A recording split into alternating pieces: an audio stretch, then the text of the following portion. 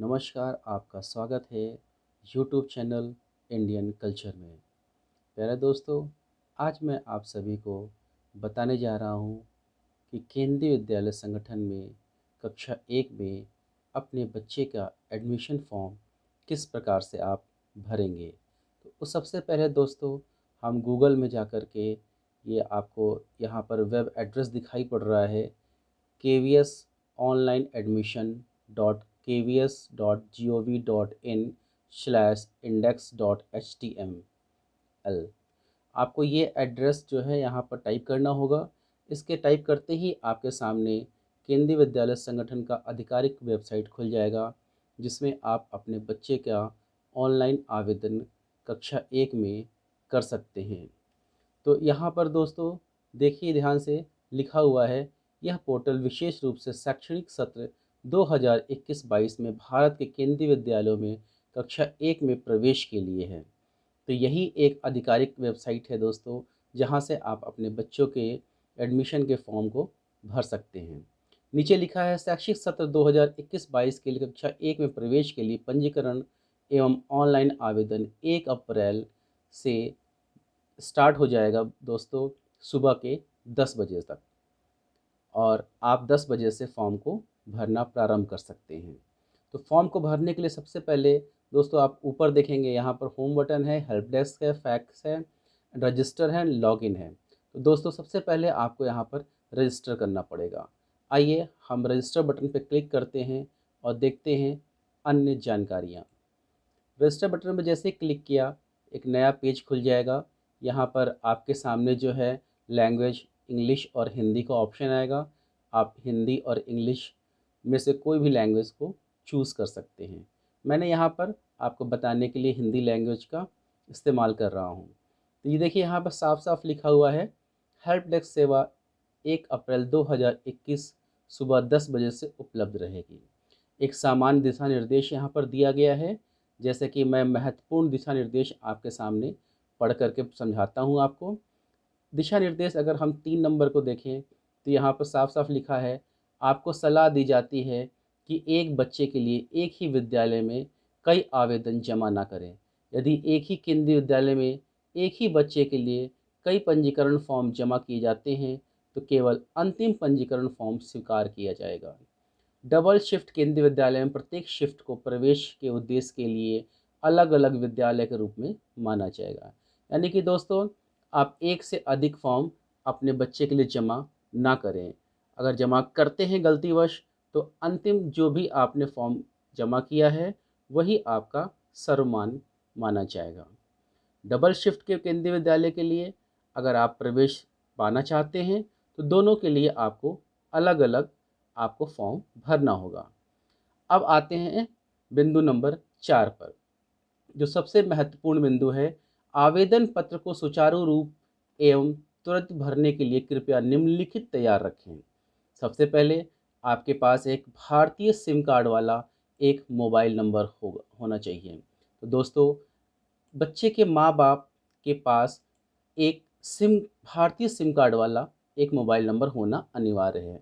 दूसरा, एक वैध ईमेल पता, यानी कि आप अपना अगर ईमेल आईडी नहीं बनाए हैं अभी तक तो तुरंत उसे बना लें, क्योंकि ये ईमेल आईडी आपका माता पिता बच्चे के जो भी फॉर्म भरा जा रहा है उनका होना अनिवार्य है। तीसरा इसमें है बिंदु, प्रवेश के इच्छुक बच्चे का एक डिजिटल फोटोग्राफ या फोटो स्कैन, यानी कि आप अपने बच्चे की एक डिजिटल फोटोग्राफ खींच लें या स्कैन करवा लें, जिसकी अधिकतम साइज़ 256 KB का होना चाहिए और फाइल जो है जेपीजी फॉर्मेट में होना आवश्यक है। बिंदु 4, बच्चे के जन्म प्रमाण पत्र का स्कैन कॉपी। अब बच्चे का जन्म प्रमाण पत्र की स्कैन कॉपी भी होना आपके पास आवश्यक है। इसकी साइज भी यहाँ पर दे रखी है 256 KB का जेपीजी या पीडीएफ फाइल होना चाहिए। इसमें पांचवा बिंदु है सरकार द्वारा जारी ईडब्ल्यूएस बीपीएल प्रमाण पत्र का विवरण, यदि आप आर्थिक रूप से कमजोर, गरीबी रेखा के नीचे या ईडब्ल्यूएस बीपीएल वर्ग के अंतर्गत आवेदन कर रहे हैं तो। छठा बिंदु है माता पिता के स्थानांतरण का विवरण, जिनकी सेवा श्रेणी यदि लागू हो का आवेदन पत्र में उपयोग किया जाना है। अगर माता पिता सरकारी सेवारत हैं तो उनका स्थानांतरण विवरण जो है यहाँ पर आपको देना होगा। इसके बाद पांचवा बिंदु है दोस्तों, आवेदन पत्र जमा करने के दो मुख्य चरण हैं। पहला, पोर्टल पर पंजीकरण करना। सफल पंजीकरण पर आपको एक यूनिक लॉगिन कोड प्राप्त होगा। आप अपने यूनिक लॉगिन कोड को ध्यानपूर्वक लिख लें। बी, आवेदन भरना जमा करना। पंजीकरण के बाद लॉगिन कोड का उपयोग लॉगिन करने एवं ऑनलाइन आवेदन पत्र को भरने के लिए किया जाएगा। आप भारत में स्थित 3 अलग-अलग विद्यालयों का चयन बिना प्राथमिकता दिए कर सकते हैं। आवेदन पत्र भरने के बाद इसे सबमिट एप्लीकेशन बटन पर क्लिक करके जमा करना होगा। सफलतापूर्वक जमा होने पर आपको एक यूनिक एप्लीकेशन सबमिशन कोड प्राप्त होगा, जो कि लॉगिन कोड से भिन्न होगा। आपको मूल दस्तावेजों की एक सूची भी दिखाई जाएगी, जो कि प्रवेश के समय आपको विद्यालय द्वारा प्रोविजनल प्रवेश दिए जाने पर प्रस्तुत करनी होगी। कृपया अपना एप्लीकेशन संबंधित कोड और प्रवेश के समय प्रस्तुत किए जाने वाले दस्तावेजों की सूची को ध्यानपूर्वक लिख लें। तो दोस्तों, 5 नंबर के जो बिंदु है ये बहुत ही ज़रूरी बिंदु है। आप जब भी लॉगिन करेंगे तो आपको एक लॉगिन कोड प्राप्त हो जाएगा और उस लॉगिन कोड का इस्तेमाल जो है आप बच्चे का पंजीकरण करने में कर सकते हैं। जब पंजीकरण की प्रक्रिया पूरी हो जाए तभी आपको सबमिट एप्लीकेशन पर दबाना होगा बटन। छठा बिंदु है दोस्तों, 5A और 5B दोनों चरणों के पूरा होने के बाद ही आवेदन प्रक्रिया पूरी होती है। केवल 5A को पूरा करने मात्र से आपका आवेदन केवीएस में जमा नहीं होगा। बिंदु 7, जब तक आपको ऑनलाइन प्रवेश पोर्टल से एप्लीकेशन सबमिशन कोड प्राप्त नहीं होता, तब तक आपका आवेदन जमा नहीं हुआ है और आपका आवेदन विवरण केवीएस को दिखाई नहीं देगा। यानी कि दोस्तों, जब आप सबमिट कर देंगे तो आपके पास एक एप्लीकेशन सबमिशन कोड आपको प्राप्त हो जाएगा, तभी आपका एप्लीकेशन फाइनली सबमिट माना जाएगा। तो दोस्तों, इस बात का बहुत ही विशेष ख्याल रखना पड़ेगा। इसके साथ साथ बिंदु 8 में दिया हुआ है, पंजीकरण पूरा करने और आवेदन जमा करने के लिए एक बार इस्तेमाल किए जाने वाला पासवर्ड ओटीपी का उपयोग करना होता है, जो पंजीकरण के समय दिए गए मोबाइल नंबर पर एसएमएस द्वारा भेजा जाता है। आपको सलाह दी जाती है कि अपने स्वयं के मोबाइल नंबर भारतीय सिम कार्ड वाला से ही पंजीकरण करें, ना कि रिश्तेदारों, दोस्तों, एजेंट, साइबर कैफ़े संचालकों या किसी अन्य के मोबाइल नंबर से। तो दोस्तों, आप जब सबमिशन करें फॉर्म के लिए तो आपके पास जब ओटीपी आए तो कोशिश यही करें कि ओटीपी जो है हमेशा अपने मोबाइल नंबर पर ही मंगाएं। अपने किसी रिश्तेदार, दोस्तों या किसी भी साइबर कैफ़े संचालक के मोबाइल नंबर पर ना मंगाएं। ये मोबाइल नंबर आपका फाइनली बच्चे के एप्लीकेशन में दर्ज हो जाएगा। बिंदु 9 पे आते हैं दोस्तों, पंजीकरण के समय प्रदान किए गए विवरण को बाद में आवेदन पत्र में नहीं बदला जा सकता है। अतः कृपया इन विवरणों का उपलब्ध दस्तावेजी साक्ष्य जैसे जन्म प्रमाण पत्र के अनुसार सही दर्ज करें। दोस्तों, एक बार आपने जब एप्लीकेशन फाइनली सबमिट कर दिया तो उसे बदला नहीं जा सकता है। इसलिए बच्चे का विवरण बहुत ही सुरक्षित तरीके से आप भरेंगे। आवेदन फॉर्म में आवेदकों का संभवतः आंशिक रूप से भरे हुए डाटा सुरक्षित रखने में मदद करने के लिए और बाद में आवेदन फॉर्म पुनः भरने के लिए सेव एप्लीकेशन बटन प्रदान किया गया है। तो दोस्तों, अगर आप कोई फाइनली सबमिट नहीं करते हैं तो आप सेव एप्लीकेशन कर देंगे तो आपका डाटा यहाँ पर सुरक्षित रहेगा और वो डिलीट नहीं होगा। अब इसके बाद से दोस्तों हम बिंदु 12 पर आते हैं। एक बार आवेदन पत्र जमा हो जाने और एप्लीकेशन सबमिशन कोड प्राप्त होने के बाद जमा किए गए आवेदन फॉर्म को संशोधित नहीं किया जा सकता है। तो दोस्तों, आप इस चीज़ को ध्यान से देख लें कि एक बार जब आप सबमिट कर देंगे फॉर्म को तो उसमें किसी भी प्रकार का संशोधन नहीं हो सकता है। यानी कि आपको फॉर्म को बिल्कुल सही तरीके से भरना है। इसके बाद दोस्तों, आप आप जो है बिंदु नंबर 16 देखेंगे, ऑनलाइन फॉर्म में लाल चिन्ह सभी फील्ड अनिवार्य हैं। एवं इनको भरना आवश्यक है। पोर्टल आपको तब तक आगे बढ़ने की अनुमति नहीं देगा जब तक सभी अनिवार्य फील्ड नहीं भरी जाती है। तो दोस्तों, इस बात का आप खास ख्याल रखें कि जितने भी लाल रंग से आपको चिन्हित किए गए हैं, आपको वो सारे जो है कॉलम्स को भरना होगा और उसी के बाद आपका जो है प्रक्रिया आगे बढ़ेगी। इसके साथ साथ केवीएस ने कुछ दिशा निर्देश दे रखे हैं, उन दिशा निर्देशों का आपको पालन करना होगा। इस दिशा निर्देश के अंतर्गत इकलौती कन्या संतान श्रेणी यानी कि एसजीसी के अलावा अभिभावकों को ऑनलाइन आवेदन फॉर्म पोर्टल के माध्यम से जमा करना होगा। यानी कि आपको सारे जो दस्तावेज आप लगा रहे हैं उसे आपको ऑनलाइन मोड में जमा करना होगा और उस मूल दस्तावेज को आपको सहेज कर रखना होगा। जब आप आवेदन के लिए विद्यालय में जाएंगे तो आपको संबंधित शिक्षक को उसे दिखाना होगा। इकलौती कन्या के बारे में दोस्तों एक चीज़ और यहाँ पर लिखी गई है कि आपको इकलौती कन्या संतान एसजीसी श्रेणी के अंतर्गत प्रवेश के लिए आवेदन हेतु अभिभावकों को ऑनलाइन आवेदन फॉर्म और पोर्टल में अपेक्षित सभी आवश्यक दस्तावेज को किसी अन्य प्रवेश आवेदन की तरह ही जमा करना होगा।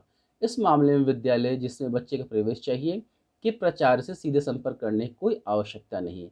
यानी कि आप सिंगल गर्ल चाइल्ड श्रेणी में आप यहाँ पर डायरेक्टली अपने फॉर्म को फिल कर सकते हैं। इससे आपको प्राचार्य में से संपर्क करने की कोई आवश्यकता नहीं है। सिंगल गर्ल चाइल्ड के यहाँ पर मतलब दे रखा है जिसके कोई भी भाई बहन ना हो। सिंगल गर्ल चाइल्ड जुड़वा भी हो सकती हैं और 3 बहनें भी हो सकती हैं जो एक साथ जिनका जन्म हो। तो इसके लिए संगठन ने अलग से दिशा निर्देश दे रखा है, आप उसे देख सकते हैं। इसको करने के साथ साथ दोस्तों आपके पास बिंदु 2 में फॉर्म भरने के निर्देश दिए हुए हैं। जैसे ही इसको आप क्लिक करेंगे आपके सामने निर्देश खुल जाएगा। निर्देश में क्या लिखा है? पहला निर्देश पढ़ना, प्रथम बार उपयोगकर्ता पंजीकरण साइन अप, प्रवेश आवेदन पोर्टल में लॉगिन साइन इन, चौथा प्रवेश आवेदन पत्र भरना और दस्तावेजों को अपलोड करना, पांचवा फॉर्म की समीक्षा करना, घोषणा की जांच करना और फॉर्म जमा करना, छठा आवेदन पत्र जमा होने की सूचना। इसके बाद निर्देश दे रखा है दोस्तों, आप इस निर्देश को देखेंगे। पोर्टल खोलने के बाद फॉर्म भरने के निर्देश प्रदर्शित होंगे। पंजीकरण और फॉर्म भरने से पहले उपयोगकर्ता को ये निर्देश पढ़ना अनिवार्य है। उपयोगकर्ता के इन निर्देशों को पढ़ने के बाद घोषणा चेक बॉक्स यह प्रमाणित करना कि उपयोगकर्ता ने सभी निर्देशों को पढ़ा और समझा है। मैं आपको ये चेक बॉक्स अभी थोड़ी देर में ही दिखाता हूँ। बिंदु नंबर 2.2 प्रथम बार उपयोगकर्ता का पंजीकरण। इसमें आप साइन अप करेंगे जिसमें बच्चे का प्रथम नाम, बच्चे का मध्य नाम, बच्चे का उपनाम, ये सारा कुछ आपको बिल्कुल सही सही भरना होगा। इसके बाद बच्चा क्या दिव्यांग श्रेणी में आता है, इसे भी आपको भरना होगा। बच्चे की जन्म तिथि आपको जो है बिल्कुल सही भरनी पड़ेगी जन्म प्रमाण पत्र से। क्या केवीएस कर्मचारी के बच्चे या पोते हैं? अगर आप इसमें आते हैं तो यहाँ आपको भरना पड़ेगा। ईमेल का पता आपको भरना पड़ेगा जो आपका स्वयं का होना चाहिए, मोबाइल नंबर और ऊपर दिखाया गया एक कैप्चा कोड आपके सामने आएगा, उसे आपको उसमें डालना होगा। उसके बाद से ओटीपी आएगा और उस ओटीपी के माध्यम से आप वेरीफाई कर सकते हैं और आप साइन अप कर सकते हैं। इसके बाद पॉइंट नंबर 2.3 प्रवेश आवेदन पोर्टल में लॉगिन। अब इसके बाद आप प्रवेश आवेदन पोर्टल में लॉगिन कर सकते हैं। यहाँ पर सामान्य दिशा निर्देश आपको फिर से वही दिखाई पड़ेगा जो यहाँ पर मैंने भी थोड़ी देर पहले बताया था। इसके बाद से आपको प्रवेश आवेदन पत्र भरना और दस्तावेजों को अपलोड करना।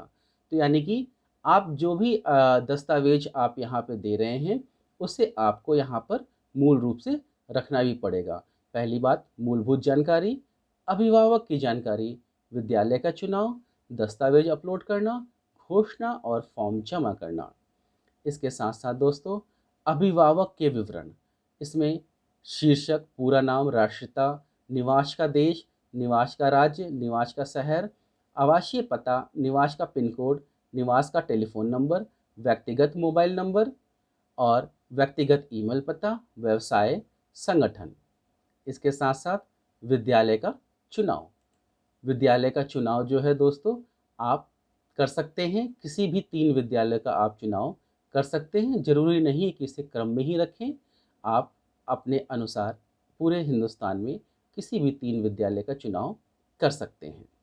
इसके साथ-साथ दोस्तों, नीचे और भी ढेर सारी जानकारियाँ दी हुई हैं, आप इसे पढ़ भी सकते हैं। इसके साथ-साथ आपके लास्ट में 2 बिंदु और बचते हैं, दस्तावेज़ अपलोड करना, घोषणा और फॉर्म जमा करना। इसके बाद से ये चेक बिंदु दिखाई दे रहा है आपको, यहाँ आप टिक करेंगे तो आपको ये सारे दस्तावेज़ और सारे बिंदु जो मैंने अभी बताए वो आपको दिखाई देंगे। तो इस तरीके से आप दोस्तों केंद्रीय विद्यालय संगठन में कक्षा 1 में अपने बच्चे का रजिस्ट्रेशन करा सकते हैं और जो मुख्य बिंदुएँ हैं जिन्हें मैंने अभी बताया, वो सारे दस्तावेज़ और उन्हें मुख्य बिंदुओं का ध्यान रखते हुए जब आप फॉर्म को फिल करेंगे, तभी आपका एप्लीकेशन फॉर्म अच्छे तरीके से बिना किसी त्रुटि से आपका जमा हो जाएगा और आपके बच्चे का एडमिशन होने की चांसेस बढ़ जाएंगे।